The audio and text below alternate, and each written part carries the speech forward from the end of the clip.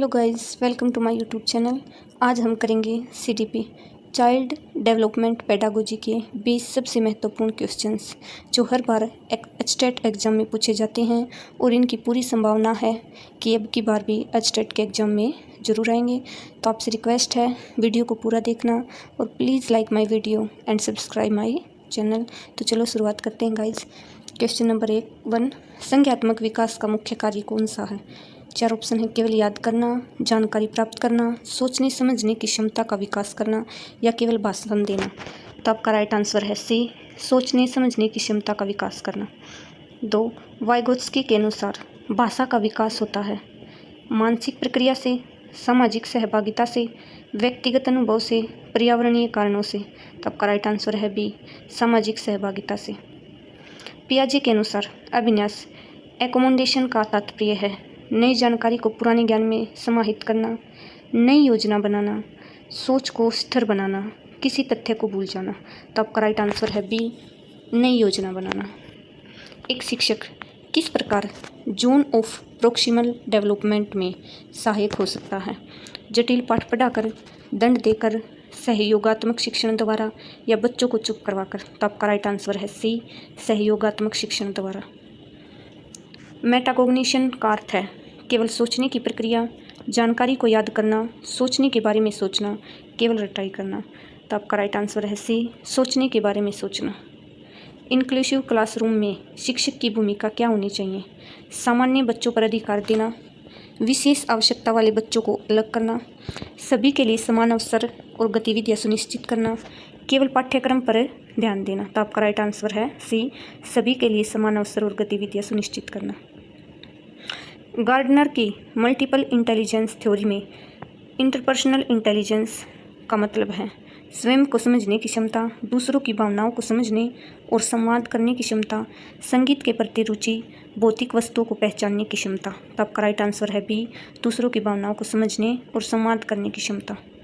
Self regulation किस चीज़ से संबंधित है? अनुशासन थोपना, अपनी भावना, व्यवहार और ध्यान को नियंत्रित करना, बाहरी दंड, शिक्षक की निगरानी। तो आपका राइट आंसर है बी।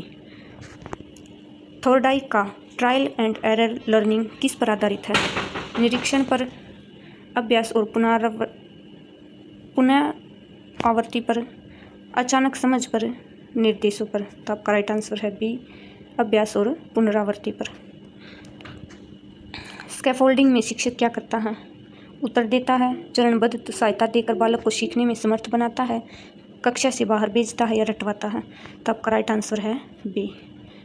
मैचुरेशन शब्द का अर्थ है अभ्यास द्वारा कौशल अर्जन, जैविक परिपक्वता जो विकास को प्रभावित करती है, समाज का दबाव, केवल सीखने की प्रक्रिया।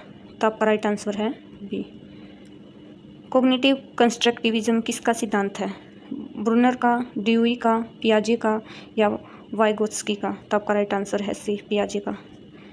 इंट्रिंसिक मोटिवेशन में विद्यार्थी प्रेरित होता है अंक पाने के लिए, डांट से बचने के लिए, सीखने की इच्छा से, प्रतियोगिता के लिए। तो आपका राइट आंसर है सी।